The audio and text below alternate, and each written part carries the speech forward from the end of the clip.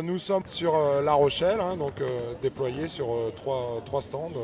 On va à la rencontre des saisonniers dans les restaurants et aussi on interpelle les touristes sur les conditions de travail des saisonniers pour pouvoir défendre et surtout pour pouvoir gagner de nouveaux droits et notamment la prime de précarité qui leur est toujours pas payée dans leur contrat spécifique. Bonjour messieurs, dames, une information sur les conditions de travail des saisonniers. Je vous en prie.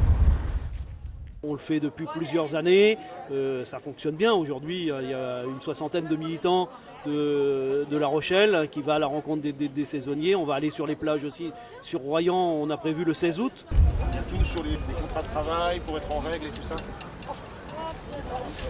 peut vous faire de l'info. Bon courage et bonnes vacances. Il vaut mieux connaître bien ses droits avant, sur le contrat de travail, les heures supplémentaires, que de les réclamer à la fin de la saison où on est obligé de monter des dossiers et ça se termine au prud'homme.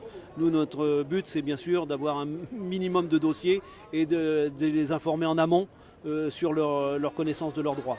J'en ai entendu parler puisqu'on a un syndicat ici aussi. Ce qu'on travaille par rapport à ce qu'on est payé, c'est pas souvent ça. Donc, mais bon, on se plaint pas non plus. Donc, c'est juste ces horaires qui sont un peu. Faut pas se plaindre parce qu'en ce moment c'est quand même difficile. C'est ça, c'est la crise. En 2008 par exemple, j'ai passé une saison qui était plutôt mauvaise et j'étais pas très informée. C'est après malheureusement que je suis allée chercher l'information. Et du coup maintenant je sais à quoi m'en tenir, mais je pense que ça ne se passe pas pareil pour tout le monde. Juste après mon bac, j'avais donc 18 ans et j'étais à ce moment-là logée chez l'habitant. Je faisais beaucoup d'horaires puisqu'il m'arrivait de faire parfois du 9h-20h sans aucune pause. Une fois rentrée à la maison, on me demandait souvent de faire du ménage, de faire le repas. Donc voilà, pas très bonnes conditions. Au revoir, bonne journée. Nous sommes une ville universitaire. Et suite à un sondage qu'on a réalisé l'année dernière, il faut savoir que 70% des saisonniers sur La Rochelle sont des étudiants.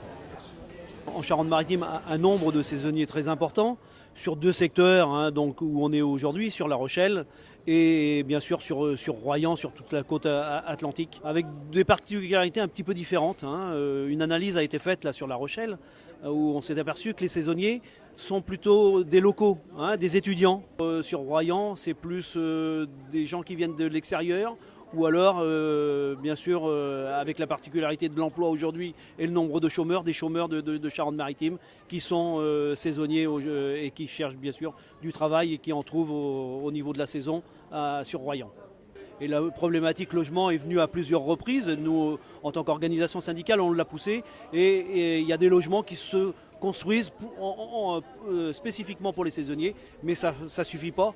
Il y a encore des saisonniers qui logent dans des toiles de tente et on sait bien que c'est pas évident.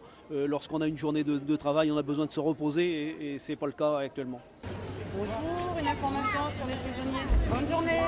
Pour t'expliquer tout ce qui est ton contrat de travail, comment le remplir, comment tu vas être rémunéré, une info de la CGT.